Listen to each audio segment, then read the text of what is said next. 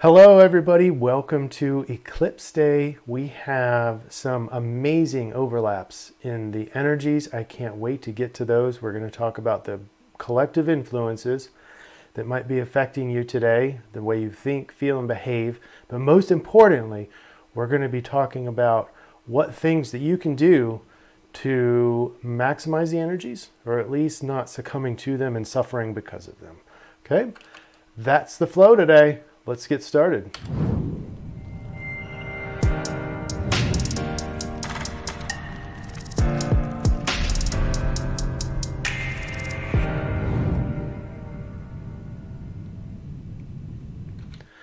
I am Chris McCleary from NationalDreamCenter.com and ProjectComind.com. And if you are interested in knowing about the collective influence on each particular day and the way that you might end up feeling in that day or thinking and behaving, then subscribe to the YouTube channel. Go to YouTube, subscribe, and hit the little bell so that you get notified of the latest Comind report. Okay, well, getting right to it, the eclipse is upon us. It's not a total eclipse, but it's there, and the moon is going to overtake the sun at some point today. And we're going to talk about what that means, but from a collective influence, because we're going to take other things into account, not just the astrology. So let's get right to it. First, I'm going to talk about numerology. July 12th of the month asks you to take a long, hard look at what you're feeling. This is already incredible, and then more incredible, and you don't know why it's incredible, but I will explain that here in a second. But the other thing I want to talk about is don't ignore your feelings. Okay, wonderful. Now, so keep that in the back of your mind. Don't ignore your feelings. Now, where is the eclipse happening? Well, let me get my cursor. Where is the eclipse happening?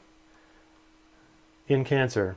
Feelings, nurturing, relationships, etc. We still have the water that's kind of getting in between the two constellations, but we still do have remnants of the water trine. But more importantly, we've got a grand Earth trine. But the most influence today that overlaps the other influences is this eclipse in Cancer, and it's directly opposed, or the sun is directly opposed Pluto. So Pluto being a powerful destroyer, rebuilder, I kind of look at Uranus being that kind of that influence, but in this case it's more of a personal, more of a ego versus spiritual kind of awakening. And this is the influence from the solar eclipse. So at some point today the moon will partially eclipse, and so that energy, the sun, is going to represent the sense of identity. In other words, your ego. In other words, when the moon comes over the sun, your ego gets sacrificed, metaphorically and possibly even emotionally, as we'll see here further. As ego gets sacrificed, then the moon opposed Pluto becomes the dominant force. And in this case, remember what the numerology said. Be aware of your feelings. Moon opposed Pluto, emotional blockages inhibit sharing emotions. So this is a really big deal. And the moon opposed Pluto tends to penetrate to the core of the issue. And since we are in Cancer, that is all about relationships. Oh, but it gets better. Let's look at the Dreambot run. Dreambot is the collective dreams. And gosh, where do we begin? There's so much. Let's look at the red arrows, because this is all about people.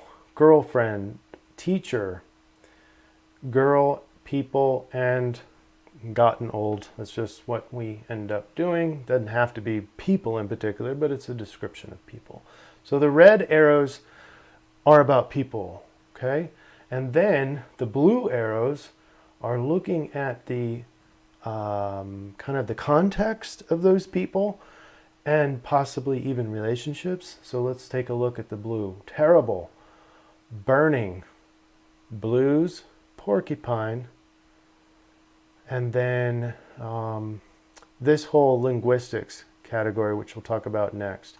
So, well, and the emotions inside of them are extremely confused, worry. So the context of the blue and the emotions in the blue are kind of negative. And so we have a direct overlap between Sun opposed Pluto and, well, the eclipse opposed Pluto, like I talked about before. That kind of that block to emotions, you're going to feel conflicted.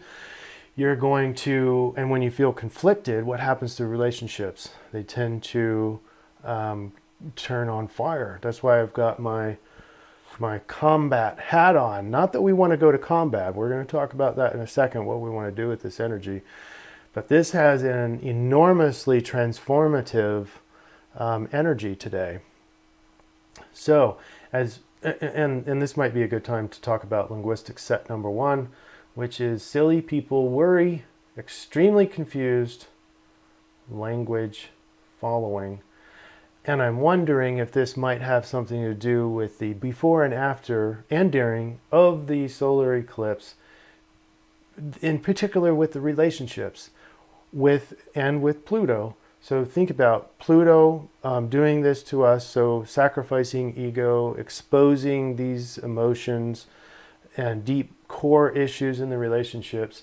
And then linguistic set number 1 might happen where people are extremely confused and confusing language because emotions don't follow the rational mind. People want to rationalize emotions, and it's very difficult because the rational mind operates on a different level than the emotional body.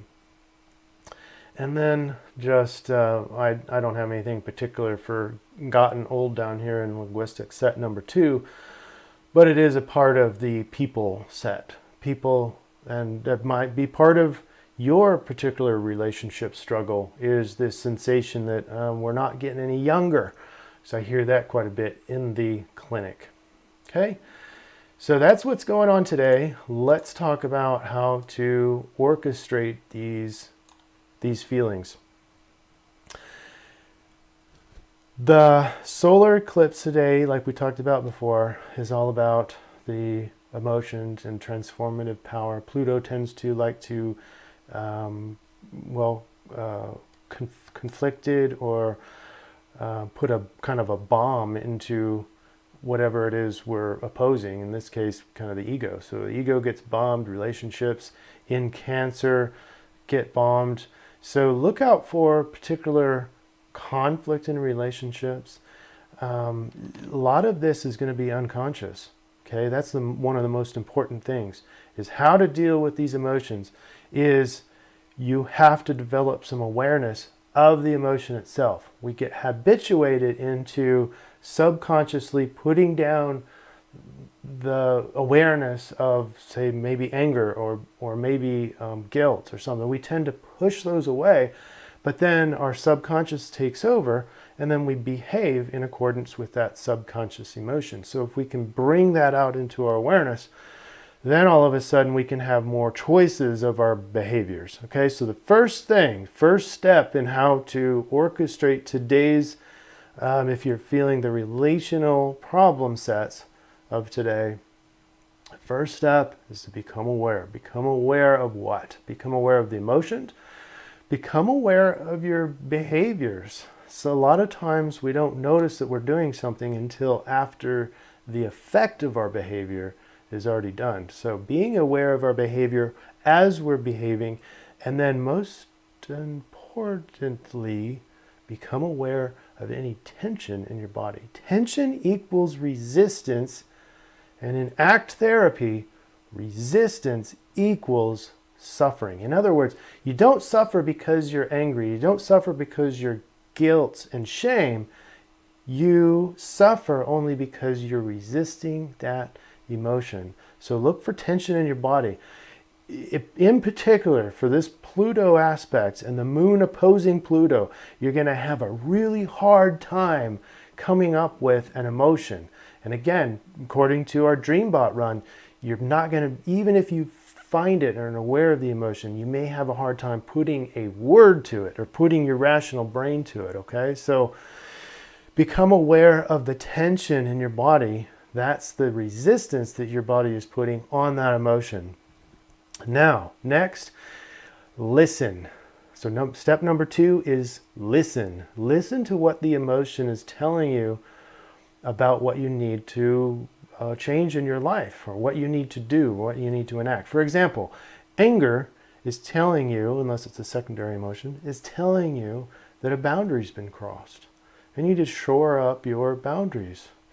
And that's how you resolve that. Shame, guilt is probably telling you multiple messages, but one of the most important things is don't do that again. Don't do that anymore.